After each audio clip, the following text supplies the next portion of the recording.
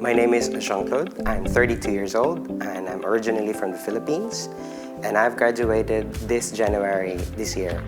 I work as an instructional designer, digital designer at Lead2 Project. As an instructional designer, I designed 3 professional development MOOCs on university governance and academic leadership. And as a digital designer, I designed cover pages of the project's journals. My name is Eugenia. I'm originally Spanish, but have been living here in Brussels for about 4 years. I graduated from Educational Sciences at BUB in 2020. I work for an international organization that deals or liaises with the ministers of education in several European countries.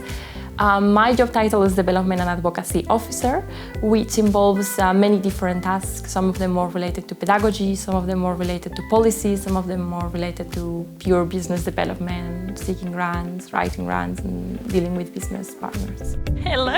How have you been? Long time no see! Oh my God, it's been a while. It's been a while. How have you been? You good, and you? Yeah, I'm good. All right, okay. Oh my God. I would actually say what makes it unique is the V and the V of BUB. So the fact that it's in Brussels, I think it adds a point to that, because for those of us interested in European affairs, being in Brussels does add that extra point. So it really helps you add that to your curriculum and to even seek opportunities related to that. But as well as I was saying, the V on BUB is a British, free. Well, we speak Flemish much better than I do. I hope I pronounce that correctly.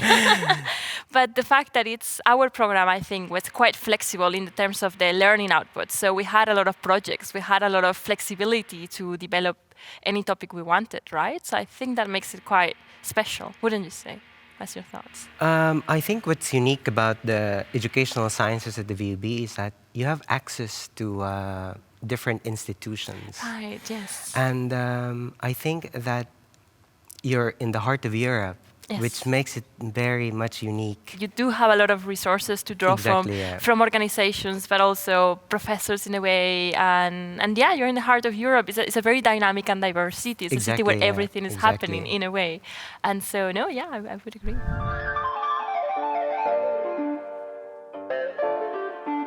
For my chosen career in e-learning design, right, of course, yeah, I would say that I learned a lot, and I would certainly remember all the courses I had with Professor Chang Zhu. All right, okay, yeah. Because these were also relevant in my chosen field. And then you went on to do your thesis with Professor, yeah, my right? thesis was also about MOOCs. So it was very, very relevant. Right, of course. Yeah. And even more so because halfway through our masters, there was a whole pandemic thing. So I think that we cling very strongly to those courses, because then it became a thing that was the transition was easy, I think, for me. The transition was easy. I can imagine that, yeah. I'm very interested in diversity and inclusion, and so I had a couple of courses on that subject, on gender equality and politics, and another one on diversity and inclusion in the classroom.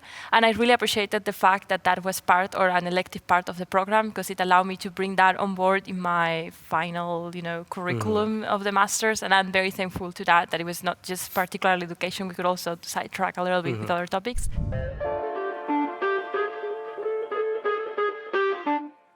I think that for an educational scientist, someone has to have skills in academic research, because you have to deal with research, a lot of research, and also a lot of writing.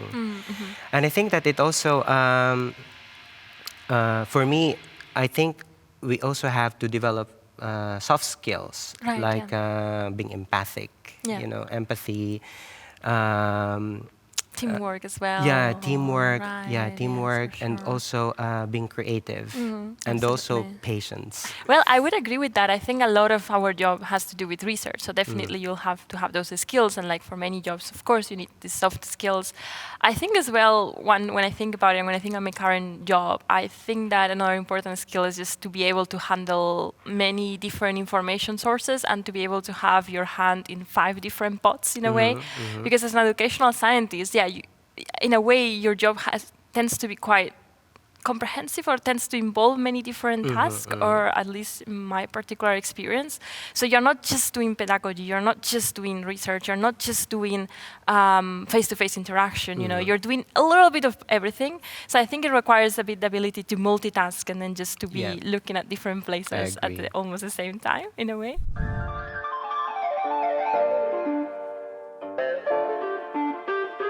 I learned so much about curriculum design, instructional design. And I think these are very relevant in my chosen career because I would love to work in instructional design, e-learning design, and by knowing all those learning theories, adult learning theories, these were very relevant in the design, aside from the technology you learned. Yeah. Yeah, so I think those are the highlights for me. And as well, because I think you? our master focused a lot as well on curriculum design, so I would understand that. I think aside from that, which is a very good point, I would say that one skill that I acquire is research, but not as in comprehensively research, but like we had a lot of projects, right? And so that meant that very often you found yourself, okay, I have this project on, let's say, STEM. So now I need to find my own sources and my own research on a STEM on a short period of time. And I think that that happens very often at work. It's like, oh, sure, we have to write this or that. And then, okay, so I need to concentrate a few weeks worth of research to really learn a lot about this topic in a short period of time, or learn a lot, you know, as much as you need. But I think that's one thing, like the fact that it really encourages you to look for your own sources, to really go out there and learn about a particular topic. And as you were saying right now, in a way, you know, so I think that's one thing that I would take. It's been very interesting to exchange views with you, and also exactly, me too. It's been a while. It's been a while. Everything comes back. It's and to reflect a little bit like on when we were our sitting in one of our classes. Yes. Oh my God, I miss this. Extension. Definitely. And it's good as well to kind of look back at those 2 years of learning and see where we've ended up and how you see it after a few years. You know. So definitely. We need to catch up. Definitely. Okay. Okay, Take care. Take care too. Bye-bye.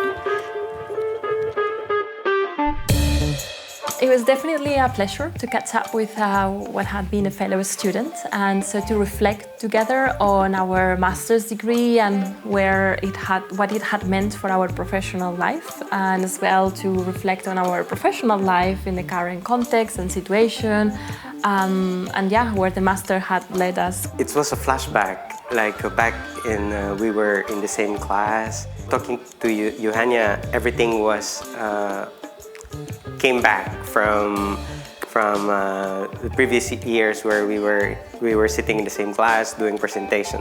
What I think that has stayed with me the most is actually my fellow students and my colleagues, because as time passes, what I have learned at the UB kind of blends in together and forms my academic background. However, my colleagues and my students, they remain very vividly in my memory, and it's always very nice to see them again, to catch up with them. I'm still in touch with many of those people I studied with. With so much challenges now in the world, I think as an educationalist we play an important role in how to address these problems.